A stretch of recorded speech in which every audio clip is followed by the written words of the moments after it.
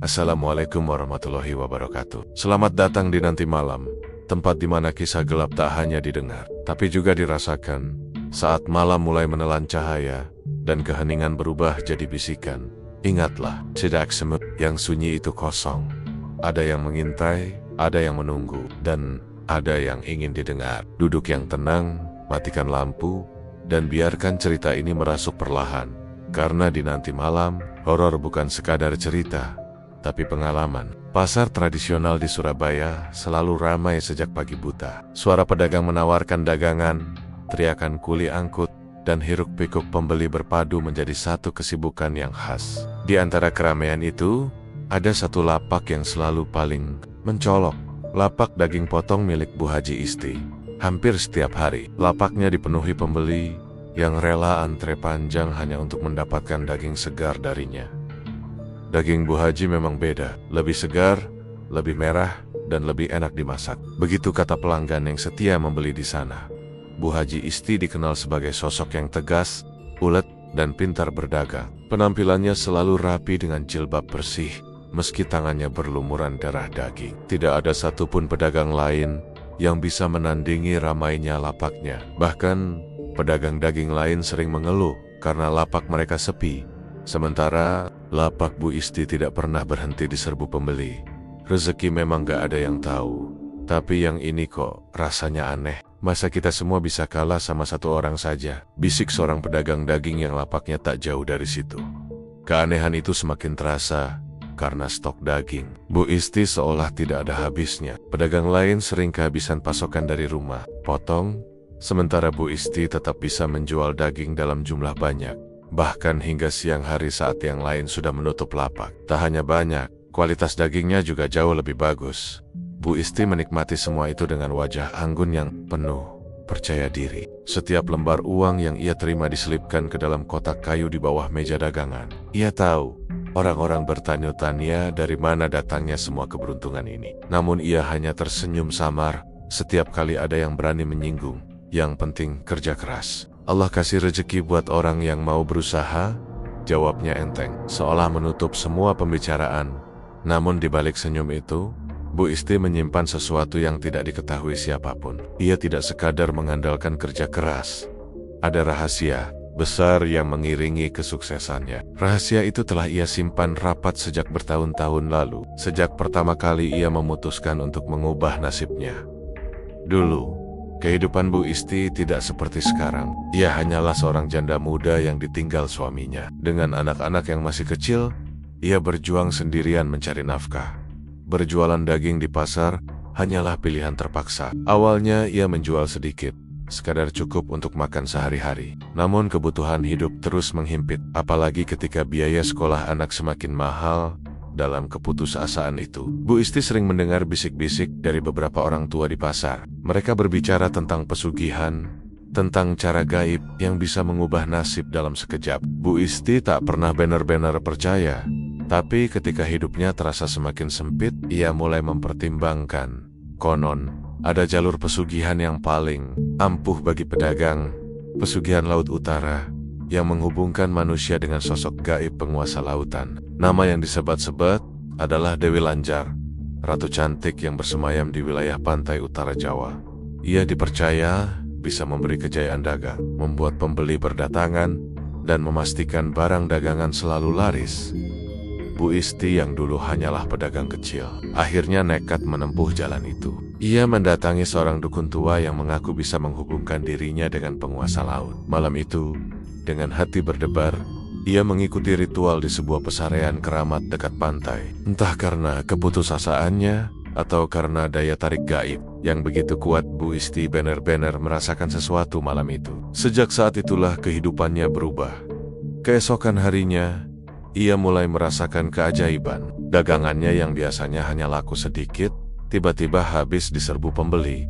Hari demi hari, keajaiban itu terus berlanjut. Stok daging yang biasanya terbatas, kini seolah tak pernah berhenti mengalir ke tangannya. Uang pun menumpuk, anak-anaknya bisa sekolah, dan ia bahkan mampu naik haji. Dari situlah ia mendapat gelar Bu Haji Isti, Namun orang-orang tidak pernah tahu apa yang sebenarnya ia lakukan demi meraih semua itu. Mereka hanya melihat hasilnya. Lapak daging Bu Isti selalu paling ramai. Wajahnya selalu terlihat segar, dan keberuntungannya tak pernah surut. Waktu terus berjalan, tahun berganti, dan Bu Isti semakin kokoh sebagai pedagang daging paling sukses di pasar Surabaya. Banyak yang kagum, banyak pula yang iri. Tapi satu hal yang pasti, tidak ada seorang pun yang bisa menyentuh kedudukannya. Meski begitu, di antara hiruk-pikuk pasar, mulai muncul tanda-tanda aneh yang dirasakan orang-orang. Beberapa pembeli mengaku pernah melihat sosok perempuan berambut panjang berdiri di dekat lapak Bu Isti. Sosok itu hanya terlihat sekilas, seperti bayangan, lalu menghilang begitu saja. Ada pula yang mendengar bisikan lembut di telinga ketika sedang memilih daging, padahal tak ada seorang pun di sampingnya. Rumor pun berkembang. Orang-orang mulai berbisik bahwa kesuksesan Bu Isti tidak datang hanya dari kerja keras. Ada yang jauh lebih gelap, sesuatu yang tak berani mereka sebut keras-keras. Dan Bu Isti, di balik senyum tenangnya, hanya menatap mereka dengan mata yang menyimpan rahasia kelam. Sebab ia tahu, semua kejayaan yang ia miliki hanyalah awal dari perjanjian yang jauh lebih besar. Hari-hari di pasar Surabaya selalu sama.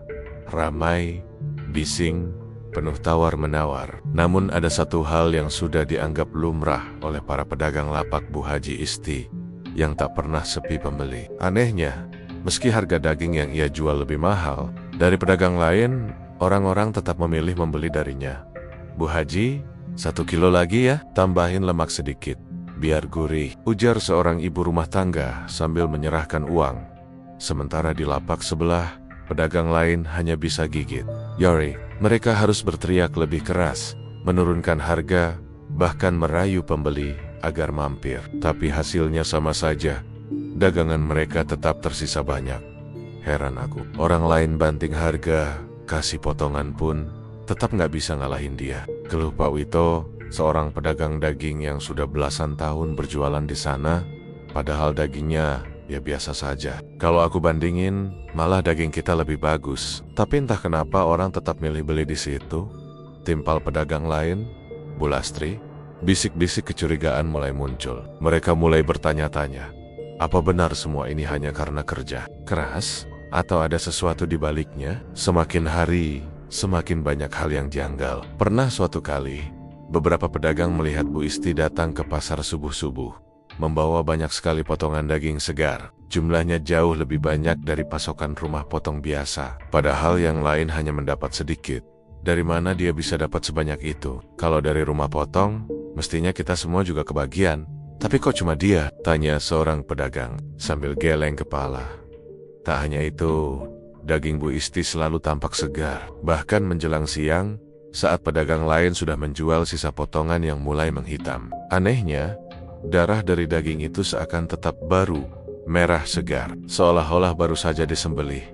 Para pedagang mulai saling berbisik di belakang. Ada yang menduga Bu Isti punya jalur khusus ke pemasok besar. Ada pula yang berani berspekulasi lebih jauh bahwa ia mungkin menggunakan cara-cara gaib untuk menarik pembeli.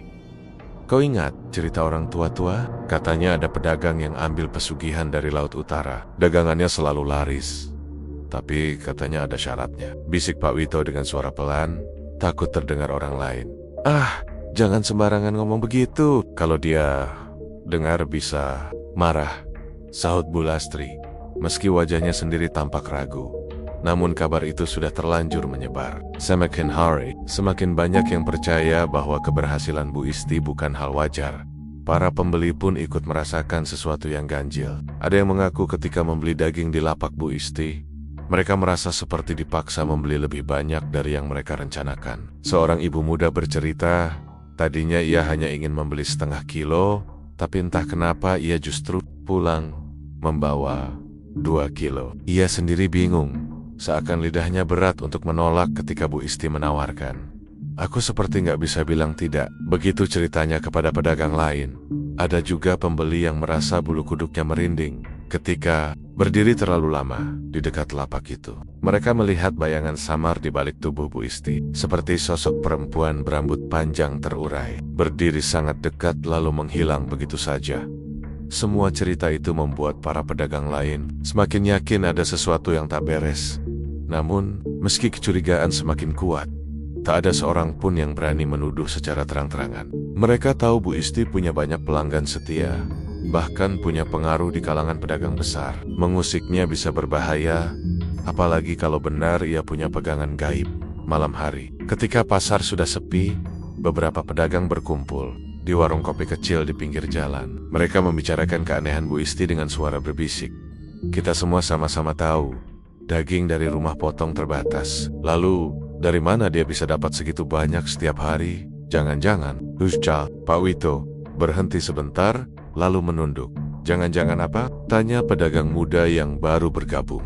Pak Wito menatap ke kiri dan ke kanan, memastikan tak ada orang lain yang mendengar. Lalu dengan suara lirih ia berkata, jangan-jangan bukan semua itu daging sapi. Bisa jadi ada campurannya. Ucapan itu membuat suasana mendadak hening. Hanya suara cangkir kopi beradu di meja yang terdengar. Jangan sembarangan ngomong, Pak. Bisa celaka kalau ada yang dengar, sahut Bu Lastri cepat. Tapi wajahnya sendiri pucat. Ia teringat pada cerita seorang pembeli yang menemukan potongan daging dengan bentuk aneh, mirip tangan manusia, meski cepat-cepat dibuang agar tidak terlihat orang lain. Sejak itu, ketegangan di antara pedagang semakin terasa. Mereka masih harus berjualan seperti biasa, tapi di balik senyum mereka tersimpan rasa takut dan curiga. Sementara Bu Isti tetap berdiri anggun di lapaknya setiap pagi. Senyumannya tak pernah berubah. Suaranya tetap ramah menyapa pembeli. Namun, di balik mata itu, ada sesuatu yang membuat orang enggan menatap terlalu lama. Sesuatu yang membuat bulu kuduk meremang. Seolah ada rahasia besar yang tak boleh diketahui siapapun. Semakin hari, kecurigaan semakin menebal. Para pedagang yakin ada kekuatan gaib yang melindungi dan mengangkat Bu Isti. Tapi mereka tak tahu apa dan tak tahu bagaimana harus menghadapinya. Yang mereka tahu, satu persatu tanda aneh mulai muncul. Dan semua itu perlahan mengarah pada satu kesimpulan. Kesuksesan Bu Isti bukanlah rezeki biasa. Mereka hanya bisa menunggu, menang. Rahasia besar itu terbongkar dengan sendirinya. Kehidupan Bu Haji Isti bagi kebanyakan orang terlihat sempurna. Ia dikenal sebagai pedagang daging potong paling berhasil di pasar Surabaya. Hartanya berlimpah, anak-anaknya bisa bersekolah di tempat terbaik. Bahkan ia sudah menunaikan ibadah haji yang membuat orang semakin menaruh hormat. Namun, di balik semua itu, tersimpan kisah kelam yang tak pernah ia bagikan kepada siapapun, bahkan kepada keluarganya sendiri. Tak ada yang tahu bahwa bertahun-tahun lalu, ketika ia masih menjadi janda muda yang terhimpit kesulitan hidup, Bu Isti pernah berada di titik putus asa. Saat itu, penghasilan dagangannya tidak seberapa, sementara kebutuhan terus menumpuk. Ia sering duduk termenung di rumahnya yang sederhana, memikirkan cara keluar dari keterpurukan. Malam-malam panjang ia lalui dengan tangisan dan doa. Namun entah mengapa, yang datang bukan jawaban yang menenangkan, melainkan bisikan-bisikan aneh yang sering mengusiknya. Bisikan itu seolah menuntunnya untuk mencari jalan lain, jalan yang tidak semua orang berani tempuh. Sampai suatu hari, ia mendengar cerita dari seorang pedagang tua tentang pesugihan Laut Utara. Pedagang itu bercerita dengan lirih, seakan takut jika terlalu keras menyebutkan nama yang dimaksud. Sosok itu adalah Dewi Lanjar, penguasa gaib di wilayah pantai utara Jawa, yang dipercaya bisa memberi kejayaan bagi siapa saja yang berani membuat perjanjian dengannya.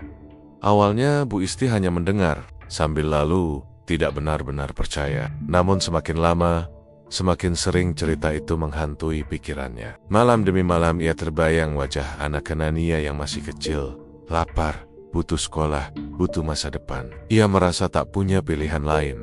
Dalam keputusasaan itu ia mendatangi seorang dukun tua yang dikenal sering membantu orang melakukan ritual pesugihan. Dukun itu tinggal di sebuah desa dekat pantai utara. Rumahnya sederhana, penuh dengan bau kemenyan, dan di dindingnya tergantung berbagai jimat serta rajah aneh. Dukun itu menatap Bu Isti lama sekali, lalu berkata dengan suara berat, "Kalau kau benar-benar ingin kaya, ada jalan. Tapi jalannya tidak ringan. Kau siap menerima konsekuensinya?" Tanpa banyak pikir, Bu Isti mengangguk. Ia sudah terlalu lelah hidup miskin. Malam itu, di bawah langit kelam tanpa bulan, Bu Isti mengikuti ritual yang dipandu sang dukun. Mereka menuju pesarian keramat yang berada di dekat pantai. Suasana mencekam, hanya suara ombak yang berdebur keras menemani langkah mereka. Di sana, dukun menyiapkan sesajen, kembang 7 rupa, kemenyan, kepala kambing, dan kendi berisi darah segar. Bu Isti diminta duduk bersila di hadapan sesajen. Sementara dukun itu membaca mantra-mantra dalam bahasa Jawa kuno yang tidak ia mengerti. Angin malam mendadak berhembus kencang, membuat bulu kuduknya meremang. Lalu, sesuatu yang tak pernah ia bayangkan terjadi. Ombak laut yang tadinya biasa saja, tiba-tiba meninggi, seakan menyambut kehadiran seseorang. Dari Keihuan, bewist, bayangan perempuan berambut panjang dengan kebaya hijau berjalan di atas air, perlahan mendekat. Wajahnya begitu cantik, namun sorot matanya tajam menusuk, membuat tubuh Bu Isti gemetar hebat. Sosok itu berhenti tepat di hadapannya. Suara lembut tapi dingin terdengar di telinganya. "Apakah kau siap menukar hidupmu dengan kejayaan?" Bu Isti tak sanggup menjawab. Lidahnya keluh, tubuhnya, tapi dalam hati ia menjerit, "Ya, aku mau. Aku ingin kaya, aku ingin anak-anakku hidup sejahtera." Seolah mengerti isi hatinya, sosok perempuan itu tersenyum samar. "Mulai esok daganganmu akan laris. Pembeli akan datang tanpa henti. Tapi ingat, semua ada harganya. Kau akan kuberi waktu, dan ketika waktunya tiba, kau harus membayar." Setelah itu, sosok itu lenyap ditelan ombak, meninggalkan Bu Isti yang gemetar ketakutan sekaligus dipenuhi harapan. Esok harinya, keajaiban benar-benar terjadi. Dagangan Bu Isti yang biasanya hanya laku sedikit, tiba-tiba habis diserbu pembeli. Hari demi hari, kejadian itu terus berulang. Stok daging yang tadinya sulit ia dapatkan, kini seolah mengalir begitu saja. Ia tak pernah kekurangan pasokan, bahkan sering mendapat lebih banyak daripada pedagang lain. Seiring waktu, keberhasilannya semakin besar. Ia bisa membeli rumah, kendaraan, bahkan menyekolahkan anak-anaknya ke jenjang tinggi. Orang-orang mulai memanggilnya Bu Haji setelah ia menunaikan ibadah ke Tanah Suci. Seolah lupa bahwa semua kejayaan itu berawal dari perjanjian gelap yang ia buat di tepi laut. Namun Bu Isti tahu, semua itu bukan datang tanpa harga. Setiap malam, Jumat Kliwon, ia harus menyiapkan sesajen dan melakukan ritual kecil di rumahnya. Lalu sesekali pergi ke pantai untuk memberikan persembahan. Ia selalu membawa kepala kambing, ayam hitam, atau darah segar, lalu melemparkannya ke laut sambil melafalkan mantra yang diajarkan dukun. Setiap kali melakukan ritual itu, Bu Isti sering merasakan kehadiran sosok perempuan berambut panjang yang pernah ia lihat di malam pertama perjanjian. Sosok itu tersenyum, seakan memastikan janji mereka tetap terikat. Di balik senyum ramahnya di pasar, Bu Isti menyimpan ketakutan yang tak pernah ia tunjukkan. Ia tahu, suatu hari nanti, Dewi Lanjar akan menagih janji yang pernah ia ucapkan. Tapi untuk sementara, ia memilih menutup mata. Yang penting sekarang hidupku berubah. Aku bisa membahagiakan anak-anakku. Begitu ia menenangkan diri setiap kali rasa takut itu datang. Namun, ia lupa. Dalam setiap perjanjian gaib, tidak ada yang benar-benar gratis. Semua kejayaan yang ia nikmati hanyalah pinjaman. Dan ketika waktunya tiba, harga yang harus ia bayar akan jauh lebih mahal daripada yang pernah ia bayangkan. Pasar Surabaya selalu jadi pusat keramaian. Dari fajar menyingsing sampai matahari meninggi, orang-orang berdesakan mencari kebutuhan sehari-hari. Bau amis ikan bercampur dengan aroma sayuran segar, suara tawar-menawar berpadu dengan teriakan "Kuli!" Semua tampak biasa saja, kecuali di satu sudut, lapak daging Bu Haji Isti hari demi hari. Lapaknya tak pernah sepi. Pembeli berdesakan, seolah tak peduli harga daging yang lebih tinggi dari pedagang lain. Bahkan banyak yang rela antre lama hanya untuk membawa pulang beberapa kilo dari dagangannya. Dari luar, semua tampak wajar. Namun, perlahan-lahan, tanda-tanda aneh mulai dirasakan oleh orang-orang yang sering berinteraksi dengan lapak itu. Awalnya hanya cerita kecil dari pembeli. Seorang ibu muda bernama Siti mengaku merasa aneh setiap kali membeli daging di lapak Bu Isti. Ia hanya berniat membeli setengah kilo. Tapi entah mengapa lidahnya seperti tak mampu menolak ketika Bu Isti menawarkan lebih. Pelangnya selalu membawa 2 kilo, kadang 3 kilo. Ia sendiri bingung kenapa bisa begitu.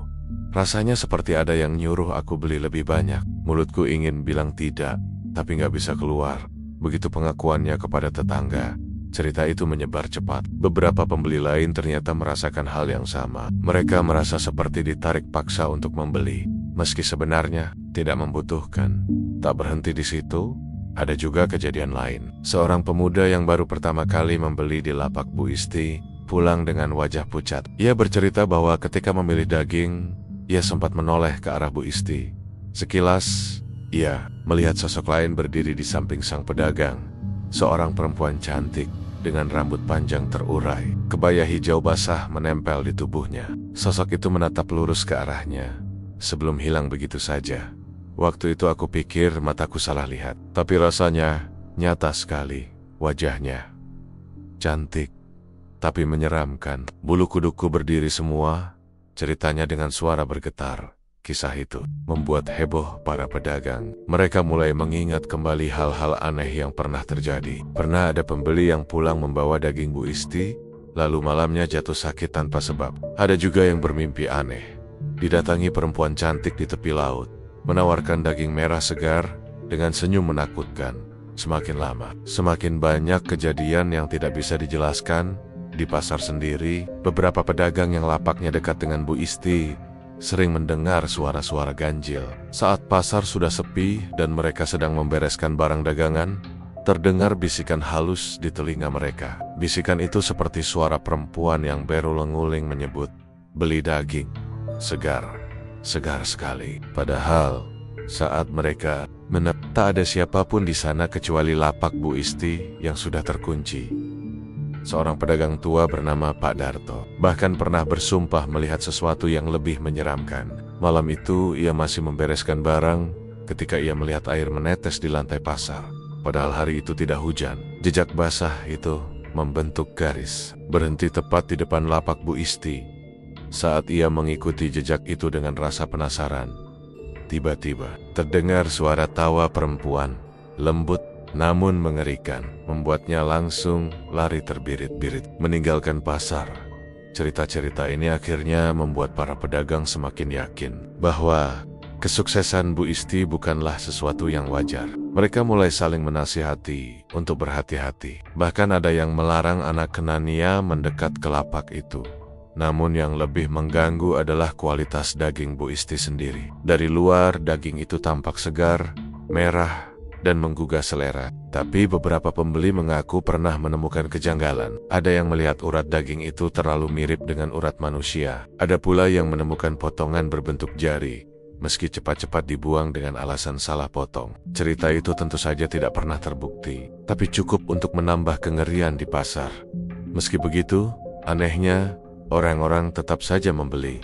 Seolah ada kekuatan yang memaksa mereka. Semakin gosip menyebar, semakin banyak pula pembeli yang penasaran dan akhirnya ikut antre di lapak Bu Isti. Di balik semua cerita menyeramkan itu, Bu Isti tetap tersenyum. Ia berdiri dengan wibawa, melayani pembeli seolah tak ada yang terjadi. Senyumannya tenang, tutur katanya lembut, dan mata tajamnya membuat siapapun sulit menolak. Ia tahu banyak yang curiga. Ia juga tahu banyak yang mulai takut. Tapi justru dari situlah letak kekuatan perjanjian yang pernah ia buat pada malam-malam tertentu. Terutama malam Jumat Kliwon, beberapa orang pasar yang rumahnya tak jauh sering mendengar suara-suara aneh dari arah lapak Bu Isti. Suara itu seperti gesekan besi dengan tulang, atau kadang seperti suara air beriak meski tak ada sungai di dekat situ. Ada yang bersaksi melihat bayangan perempuan berambut panjang melintas cepat di antara kios kosong. Namun semua itu tidak membuat Bu Isti berhenti. Ia semakin yakin bahwa perjanjian yang ia jalani bersama Dewi Lanjar memang memberinya kekuatan. Ia merasa dilindungi, dagangannya dilancarkan, dan rezekinya terus mengalir deras. Sementara itu, para pedagang lain hanya bisa pasrah. Mereka tahu ada yang tidak beres, tapi tidak ada yang berani menyingkapnya. Mereka takut jika terlalu jauh mencampuri urusan Bu Isti, justru akan menjadi korban berikutnya dari kekuatan yang melingkupinya. Hari berganti, minggu berlalu, dan tanda-tanda aneh itu semakin jelas. Namun, tak seorang pun bisa berbuat apa-apa. Bu Isti tetap menjadi ratu kecil di pasar Surabaya, berdiri kokoh dengan lapak dagingnya yang selalu ramai. Sementara di balik semua itu, Bisikan-bisikan gaib semakin sering terdengar, seakan mengingatkan bahwa kejayaan itu dibangun di atas kekuatan yang tak terlihat. Dan pada saat itu, Bu Isti mulai merasakan sesuatu yang berbeda. Ada dorongan halus di dalam dirinya. Seakan-akan ada yang mulai menagih janji. Sesuatu yang selama ini ia coba lupakan perlahan muncul kembali. Perjanjian yang pernah ia buat di tepi laut, yang dulu ia anggap sekadar jalan keluar, kini mulai menunjukkan sisi kelamnya. Ia tahu, waktunya semakin dekat. Sejak perjanjian itu dibuat bertahun-tahun lalu, hidup Bu Haji Isti tidak pernah sama. Dagangannya laris manis, kekayaannya mengalir tanpa henti, dan pengaruhnya di pasar semakin kuat. Namun di balik semua kesuksesan itu, ada kewajiban yang tidak boleh ia lewatkan. Ritual pesugihan yang harus ia lakukan secara rutin, terutama pada malam-malam tertentu. Malam Jumat Kliwon selalu menjadi waktu yang paling ia takuti, sekaligus ia nanti. Karena pada malam itulah, ikatan perjanjiannya dengan Dewi Lanjar diperbarui. Tanpa ritual itu, ia takut semua keberuntungannya akan sirna begitu saja. Di rumah besarnya yang sepi, Bu Isti mempersiapkan sesajen. Di atas tikar pandan, ia meletakkan kembang 7 rupa, dupa, segelas kopi pahit, sebatang rokok kretek, serta mangkuk besar berisi darah segar. Kadang, ia membawa kepala kambing atau ayam hitam yang sudah dipotong, sesuai dengan tuntutan yang pernah diajarkan dukun tua yang dulu mempertemukannya dengan sang penguasa laut. Wajahnya pucat, namun tangannya sigap menata semua itu. Bibirnya berkomat kamit membaca doa dan mantra yang sudah ia hafal di luar kepala. Lanjar, Nyai penguasa Segorolor, aku Isti, anak asuhmu, datang membawa sesaji. Terimalah, jangan hentikan rezekiku. Begitu kira-kira mantra yang ia ucapkan dengan suara lirih. Setelah semua siap, Bu Isti akan meninggalkan rumah menjelang tengah malam. Ia menutup ropet-ropet pintu rumah, lalu berjalan seorang diri menuju pantai utara, yang jaraknya cukup jauh dari pasar. Perjalanan itu selalu membuat bulu kuduknya berdiri. Jalanan sepi, hanya suara angin malam dan lolongan anjing dari kejauhan yang menemaninya. Sesampainya di pantai, ia memilih tempat yang sunyi, biasanya dekat batu karang besar, yang konon menjadi pintu gaib menuju kerajaan laut. Di sanalah ia menggelar sesajen. Ombak malam terdengar lebih keras dari biasanya, seakan ikut menyambut kehadirannya. Bu Isti lalu melemparkan kepala kambing atau ayam ke laut, diikuti mangkuk darah yang warnanya tampak hitam di bawah sinar bulan. Ia menyalakan dupa, membiarkan asap mengepul ke udara, lalu duduk bersila di pasir. Tak lama, angin laut berhembus lebih kencang. Ombak yang tadinya berdebur biasa, mendadak berubah liar, seolah-olah ada sesuatu yang bangkit dari dalamnya. Dari kejauhan, muncul sosok perempuan berambut panjang, kebaya hijau basah menempel di tubuhnya. Ia berjalan di atas permukaan air, dengan wajah cantik namun penuh wibawa menyeramkan. Sosok itu mendekat perlahan, lalu berhenti tepat di hadapan Bu Isti. Matanya tajam menusuk, senyumannya samar namun dingin. Kau datang tepat waktu, Isti. Suara itu terdengar lembut, namun terasa menggema di seluruh pantai. Bu Isti menunduk, tubuhnya gemetar, tapi ia berusaha menjaga wibawa. Nyai, ini sesaji yang hamba bawa, terimalah, jangan hentikan rezeki hamba. Dewi Lanjar tersenyum tipis. Tangannya yang pucat terulur, seolah menyentuh kepala Bu Isti, meski sebenarnya tidak pernah benar-benar menyentuh. Setiap kali itu terjadi, tubuh Bu Isti selalu merasa dingin sampai ke tulang, seakan sebagian nyawanya ditarik keluar. Rezekimu tidak akan berhenti, daganganmu akan terus laris. Tapi ingat, waktumu semakin dekat. Jangan lupakan janji kita. Kalimat itu selalu membuat hati Bu Isti bergetar hebat. Ia tahu betul apa yang dimaksud. Perjanjian itu tidak gratis. Cepat atau lambat, Dewi Lanjar akan meminta tumbal lebih besar. Bukan hanya hewan, bukan hanya darah. Namun setiap kali rasa takut itu muncul, Bu Isti buru-buru menekannya. Ia selalu berkata pada dirinya sendiri, belum sekarang. Masih ada waktu. Aku masih bisa menikmati semua ini. Setelah ritual selesai, sosok Dewi Lanjar perlahan menghilang, kembali ditelan gelombang. Ombak pun kembali tenang. Angin malam reda, meninggalkan Bu Isti seorang diri di pantai yang sepi. Ia menghela napas panjang, lalu pulang dengan langkah berat. Ritual itu terus ia lakukan, Malam demi malam, tahun demi tahun, tak ada yang tahu. Bahkan anak-anaknya pun tidak pernah curiga. Setiap kali ia kembali ke rumah menjelang subuh, ia berusaha tampak biasa saja, seolah baru pulang dari belanja daging di rumah potong. Namun semakin lama, semakin banyak tanda yang membuatnya gelisah. Ia sering bermimpi didatangi perempuan cantik dengan mata tajam. Dalam mimpi itu, perempuan itu menyodorkan segumpal daging segar sambil berkata, "Ini giliranmu." Bu Isti terbangun dengan keringat dingin, jantung berdegup keras, dan perasaan mual yang tak bisa dijelaskan. Kadang-kadang, ketika ia sedang berjualan di pasar, tiba-tiba ia mencium aroma laut yang sangat menyengat. Padahal pasar itu jauh dari pantai. Aroma itu datang bersamaan dengan bayangan samar perempuan berambut panjang di sudut matanya. Lebih parah lagi, ada malam-malam tertentu ketika ia melakukan ritual, sosok Dewi Lanjar tidak lagi sekadar tersenyum. Kadang ia menatapnya dengan sorot mata menuntut, kadang suaranya terdengar lebih keras, lebih menekan. "Kau sudah banyak mendapat dariku, Isti. Jangan koba-koba mengingkari janji. Jika kau berani, semua yang kau cintai akan kuambil." Demikian. Suara itu terdengar, membuat Bu Isti nyaris pingsan di tempat. Meski begitu, ia tetap menjalankan ritual itu dengan patuh. Ia terlalu takut kehilangan semua yang sudah ia raih. Ia tidak bisa membayangkan kembali ke masa-masa miskin, apalagi harus membuat anak kanannya menderita. Namun tanpa ia sadari, setiap tetes darah yang ia lempar ke laut, setiap kepala hewan yang ia persembahkan, semakin mengikat dirinya pada perjanjian kelam itu. Ia tidak lagi punya jalan keluar, dan di balik setiap ritual tengah malam itu, Dewi Lanjar semakin menegaskan dirinya, semakin dekat, semakin nyata. Hingga pada suatu titik, Bu Isti mulai sadar, waktu untuk membayar janji itu semakin singkat. Hari-hari Bu Haji Isti di pasar Surabaya tetap terlihat makmur dan lancar. Lapaknya yang penuh dengan daging segar selalu ramai pembeli. Tak peduli siapapun yang datang, mereka lebih suka membeli dagangan Bu Isti ketimbang pedagang lain. Harga bersaing, kualitasnya terjamin. Bahkan banyak orang yang mengatakan daging di lapaknya terasa lebih segar dan tahan lama. Padahal, di balik semua itu, ada rahasia kelam yang tidak diketahui siapapun. Setiap kali uang dari hasil jualannya menumpuk, Bu Isti sering duduk termenung di ruang tamu rumah besarnya.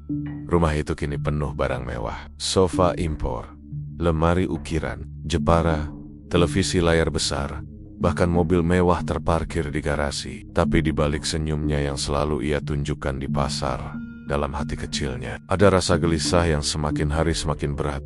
Bukan karena ia tidak bahagia dengan kekayaan, tapi karena sejak beberapa bulan terakhir, Dewi Lanjar semakin sering mendatangi mimpinya. Semakin jelas, semakin menuntut. Malam-malam Bu Isti selalu penuh mimpi buruk. Ia sering bermimpi berada di tepi laut, dengan ombak besar yang siap menelannya. Dari dalam ombak itu muncul Dewi Lanjar, berjalan mendekat dengan kebaya hijaunya yang basah, sambil membawa sesuatu di tangannya. Kadang, yang dibawa adalah kepala kambing. Kadang, segumpal jantung segar yang masih berdenyut. Tapi ada satu mimpi yang membuat Bu Isti hampir kehilangan akal. Dalam mimpi itu, Dewi Lanjar menyodorkan seorang anak kecil berdarah, menangis, dan menjerit memanggil ibunya. Wajah anak itu samar, tapi tatapannya membuat Bu Isti ingin menjerit. "Kau tahu waktunya, Isti. Tumbal berikutnya bukan lagi hewan. Kau harus membayar dengan darah keturunanmu." Suara Dewi Lanjar terdengar dingin, menusuk jantung. Bu Isti terbangun dengan keringat dingin membasahi tubuhnya. Ia menatap sekeliling kamar, tapi bayangan wajah anak kecil itu masih terbayang jelas. Ia menggigil ketakutan. Tumbal keturunan, itu berarti salah satu anaknya harus ia serahkan. Sejak saat itu, hatinya tidak pernah tenang. Ia mulai melihat anak-anaknya dengan perasaan bercampur aduk. Ada cinta seorang ibu, tapi juga rasa was-was yang menghantui. Anak sulungnya, Fitri, sedang menempuh kuliah di luar kota. Anak keduanya, Fajar, membantu di lapak daging sesekali. Dan si bungsu, Ratna, masih duduk di bangku SMA. Ketiganya sama sekali tidak tahu apa-apa. Mereka hanya melihat ibunya sebagai sosok perempuan kuat yang berhasil mengangkat keluarga dari kemiskinan. Namun kini, tatapan Bu Isti pada mereka sering berubah kosong. Ia seolah sedang menghitung-hitung siapa yang akan dipilih oleh Dewi Lanjar malam Jumat berikutnya, Bu Isti kembali ke pantai untuk menjalankan ritual. Dengan tubuh bergetar, ia meletakkan sesajen di tepi laut, menyalakan dupa, dan menundukkan kepala dalam-dalam. Ombak berdebur keras, angin malam menderu, dan seperti biasa, sosok Dewi Lanjar muncul.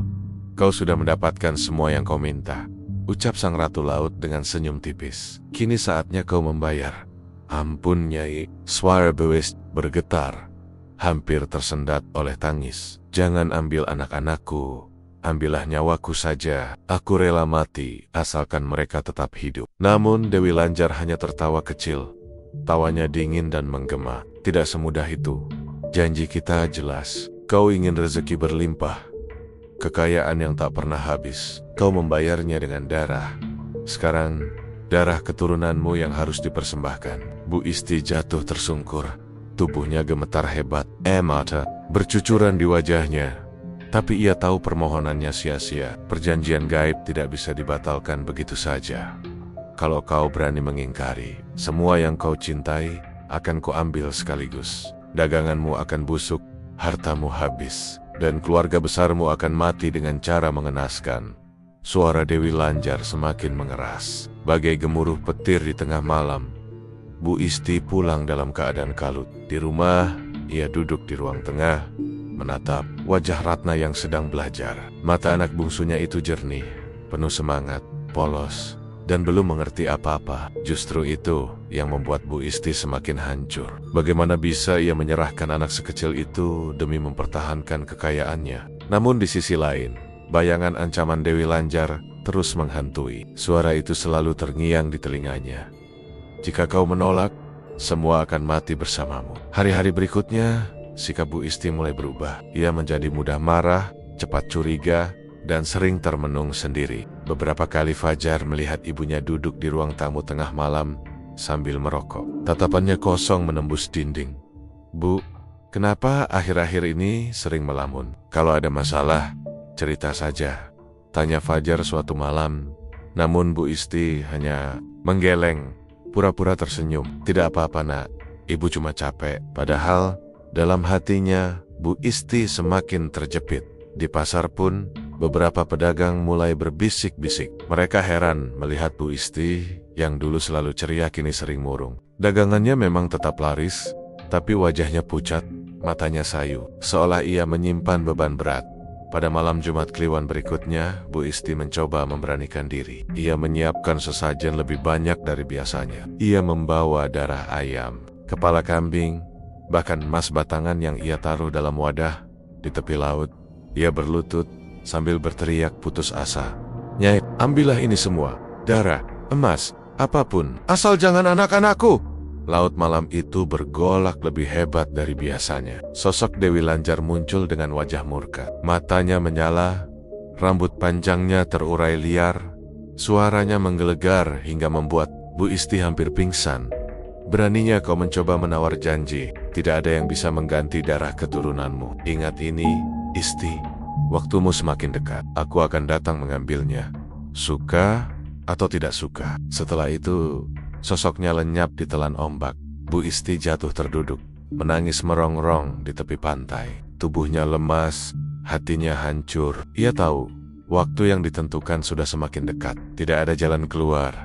Dan sejak malam itu, firasat buruk selalu menghantuinya. Ia merasa bayangan Dewi Lanjar mengikuti kemanapun ia pergi. Kadang, ia melihat rambut panjang terurai di kaca mobil saat sedang mengemudi. Kadang ia mendengar suara tawa perempuan saat ia sedang sendiri di dapur. Namun yang paling menakutkan, beberapa kali ia melihat sosok bayangan berdiri di kamar Ratna pada malam hari. Bayangan itu samar, namun jelas berwujud perempuan berambut panjang dengan kebaya hijau. Hatinya mencelos. Ia tahu siapa yang diincar, dan itulah harga yang harus dibayar. Rumah megah Bu Haji Isti di Surabaya yang dulunya dipenuhi tawa keluarga, kini berubah menjadi tempat yang penuh ketakutan. Setiap malam, ada saja kejadian aneh yang mengguncang ketenangan rumah itu.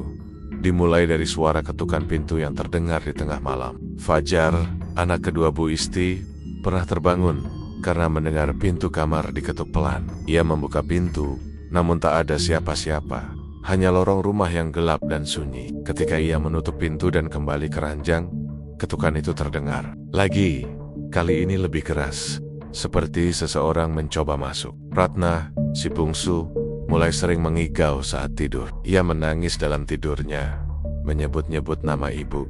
"Tolong ibu," dengan suara serak. Kadang ia terbangun dengan tubuh gemetar, wajah pucat, dan air mata mengalir tanpa henti. "Ibu, ada perempuan di kamar Ratna," bisiknya suatu pagi sambil memeluk Bu Isti. Dia pakai kebaya hijau, rambutnya panjang sekali. Dia berdiri di dekat jendela sambil senyum.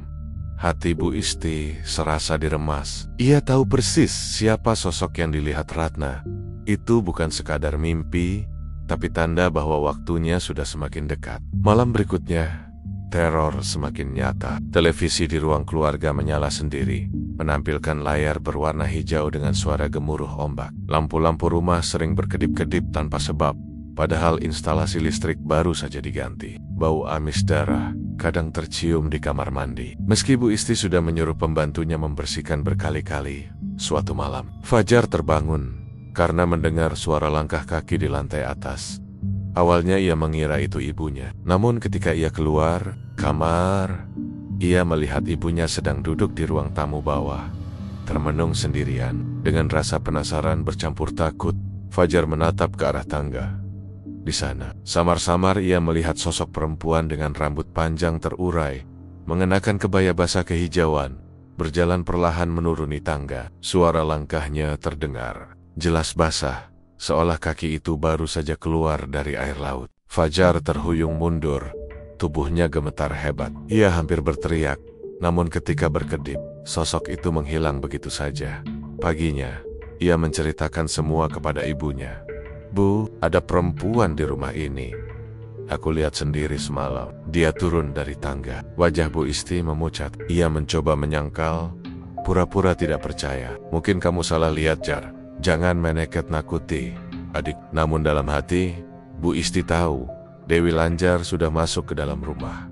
Ratna semakin hari semakin lemah. Ia sering jatuh sakit mendadak, tubuhnya panas dingin, wajahnya pucat pasi. Dokter yang dipanggil mengatakan Ratna hanya kecapekan dan stres belajar. Tapi Bu Isti tahu, sakit itu bukan sakit biasa. Ada sesuatu yang menggerogoti jiwa anak bungsunya itu. Suatu malam Ratna menjerit keras di kamarnya. Fajar dan Bu Isti berlari masuk. Mereka melihat Ratna duduk di ranjang dengan mata terbuka lebar, tubuhnya kaku, mulutnya terbuka tapi suaranya bukan suara Ratna. "Aku sudah datang, waktunya tiba." Suara itu serak, dingin, seperti berasal dari dasar laut. Fajar terperanjat, sementara Bu Isti langsung menangis terseduh. Ia memeluk Ratna, memohon kepada sosok yang merasuki anaknya. "Jangan, ambil aku saja. Jangan anakku," teriak Bu Isti dengan suara pecah. Ratna terkulai lemas setelah itu, seperti pingsan. Tubuhnya dingin, napasnya tersengal. Fajar yang kebingungan hanya bisa memeluk adiknya sambil memanggil-manggil namanya. Malam itu, Bu Isti tidak bisa tidur. Ia duduk di ruang tamu dengan wajah penuh putus asa. Semua harta yang ia dapatkan terasa tidak ada artinya dibandingkan keselamatan anak-anaknya. Namun ia juga tahu perjanjian gaib tidak bisa ditolak. Di tengah malam yang sunyi, suara tawa perempuan tiba-tiba terdengar dari arah dapur. Tawa itu lirih, panjang, dan menyeramkan. Bu Isti memberanikan diri berjalan ke sana. Saat tiba di pintu dapur, ia melihat lantai basah kuyup, seolah ada yang baru saja menumpahkan seember air laut. Dari genangan itu, perlahan muncul jejak kaki menuju pintu belakang. Jejak kaki itu berhenti tepat di depan Bu Isti. Saat ia menunduk, ia melihat air mengalir membentuk tulisan samar di lantai. "Ratna untukku." Jantung Bu Isti serasa berhenti berdetak. Ia terhuyung mundur, tubuhnya hampir jatuh. Dengan tubuh gemetar, ia berlari ke kamar Ratna. Untungnya, anak bungsunya itu masih tidur pulas. Namun wajahnya tampak pucat, napasnya berat, seolah ada sesuatu yang menyedot energi hidupnya sedikit demi sedikit. Sejak malam itu, suasana rumah besar itu berubah semakin mencekam. Para pembantu satu persatu mengundurkan diri. Mereka tidak tahan dengan kejadian aneh yang terus berulang. Ada yang melihat perempuan berambut panjang di dapur, ada yang mendengar suara air laut di kamar mandi, bahkan ada yang mendengar suara anak kecil menangis di gudang belakang. Akhirnya, Hanya Bu Isti dan anak-anaknya yang tersisa di rumah besar itu. Suatu malam menjelang dini hari, teror mencapai puncaknya. Pintu-pintu rumah berderi terbuka sendiri. Jendela-jendela terbanting. Angin kencang masuk menghantam seluruh ruangan. Suara gemuruh ombak terdengar jelas. Padahal rumah mereka jauh dari pantai. Fajar berlari ke kamar adiknya. Ia menemukan Ratna melayang beberapa senti di atas ranjang tubuhnya kaku. Matanya terbuka kosong. Dari mulutnya keluar suara tawa perempuan yang sama sekali bukan miliknya. Waktunya sudah tiba. Malam ini aku akan mengambilnya.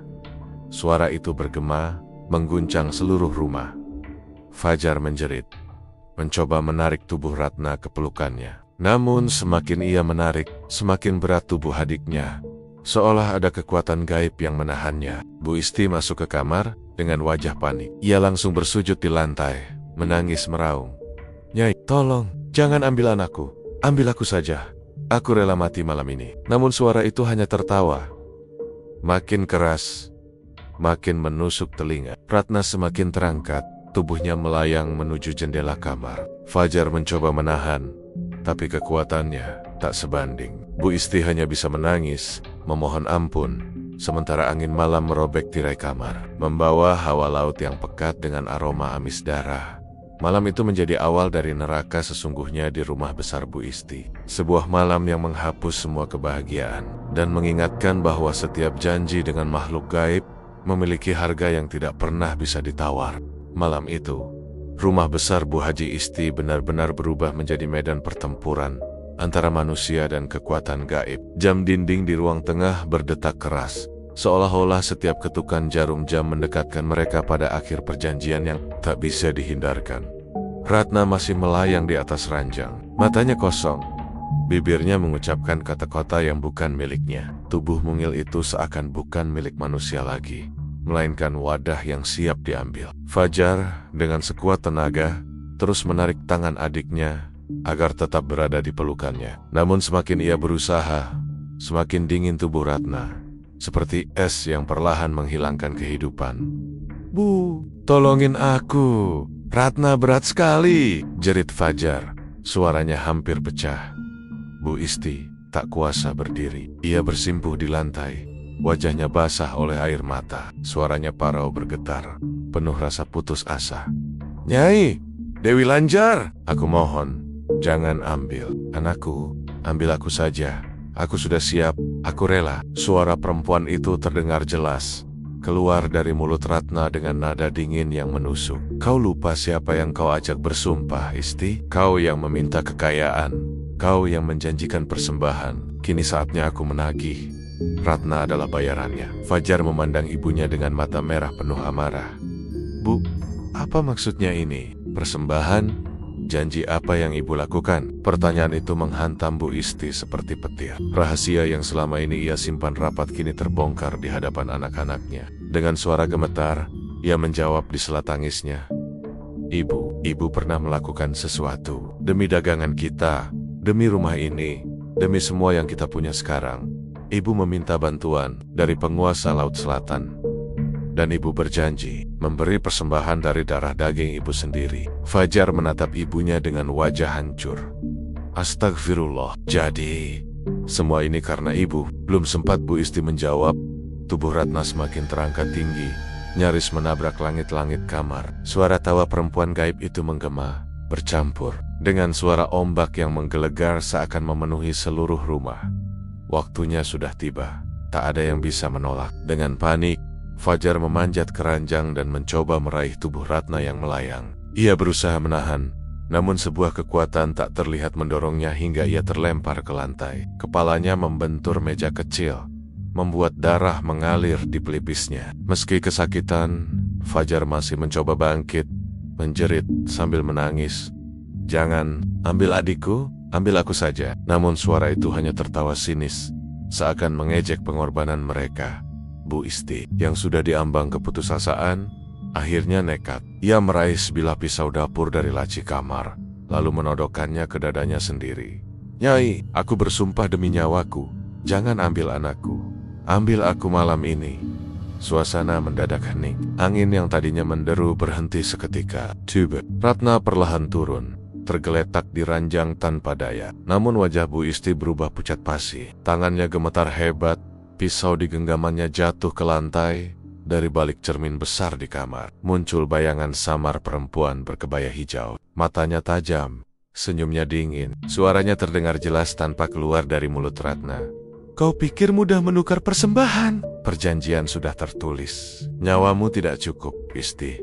Aku datang untuk Ratna, bukan kau. Tapi karena keberanianmu, aku akan mengambil dua sekaligus. Tiba-tiba lampu kamar pecah serentak. Suara kaca jatuh berserakan. Ratna menjerit panjang. Tubuhnya kejang-kejang. Fajar berlari ke arah ibunya, mencoba melindungi Ratna dengan tubuhnya sendiri. Aku tidak akan biarkan. Kalau kau mau ambil aku juga, teriaknya dengan air mata bercucuran.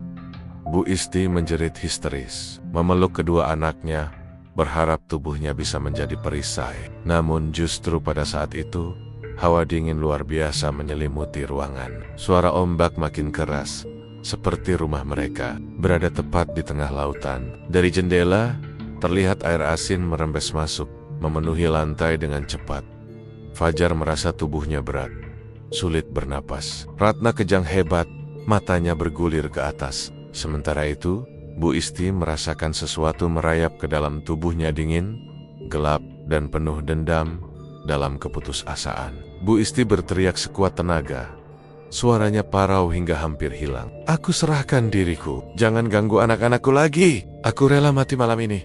Sejenak, suara ombak berhenti. Suara perempuan itu menggema dengan nada mengejek. Baiklah, kalau itu maumu. Tapi ingat, anak-anakmu akan tetap melihat. Mereka akan tahu harga dari keserakahan ibunya. Tiba-tiba tubuh Bu Isti terangkat ke udara. Rambutnya terurai, wajahnya meringis penuh penderitaan. Ia menjerit kesakitan. Tubuhnya seperti dipelintir dari dalam. Fajar hanya bisa menangis, memeluk Ratna yang tak sadarkan diri, sementara matanya tak sanggup menatap ibunya. Dalam detik-detik terakhir, Bu Isti menatap kedua anaknya dengan air mata bercucuran. Maafkan, Ibu. Semua salah ibu. Lalu, dengan suara gemuruh yang memekakan telinga, tubuh Bu Isti jatuh ke lantai, tak bergerak. Matanya melotot kosong. Mulutnya terbuka seolah masih ingin meminta ampun. Darah segar mengalir dari mulut dan hidungnya, menyebar ke lantai yang masih basah oleh air asin. Hening. Rumah itu kembali sunyi. Hanya terdengar suara tangisan Fajar yang histeris, memeluk Ratna dan menatap tubuh ibunya yang sudah kaku. Namun dari bayangan cermin, sosok Dewi Lanjar masih berdiri, tersenyum puas. Perlahan, ia menghilang, meninggalkan hawa dingin yang menusuk hingga ke tulang. Malam itu, nyawa Bu Haji Isti menjadi tebusan. Namun meski Ratna selamat sementara, keluarga itu sudah hancur. Tidak ada lagi yang tersisa selain trauma rasa bersalah dan teror yang bisa datang kapan saja, karena perjanjian dengan penguasa gaib tidak pernah benar-benar selesai. Malam itu, rumah Bu Haji Isti benar-benar berubah menjadi kuburan. Tubuhnya yang kaku masih terbujur di lantai kamar. Mata terbuka lebar tanpa cahaya kehidupan. Ratna terbaring pingsan, sementara Fajar duduk di samping ibunya menenyus tanpa henti. Tangisnya bukan hanya karena kehilangan, tapi juga karena beban besar yang kini harus ia tanggung, beban rahasia kelam yang baru saja terkuak. Pagi hari datang tanpa belas kasihan. Tetangga-tetangga yang mendengar teriakan malam itu berdatangan. Mereka terkejut melihat jasad Bu Isti terbujur dengan wajah menyeramkan. Tidak ada yang berani mendekat terlalu dekat, seolah-olah tubuh itu masih menyimpan kutukan yang bisa menular. Ya Allah, Bu Haji meninggal begini?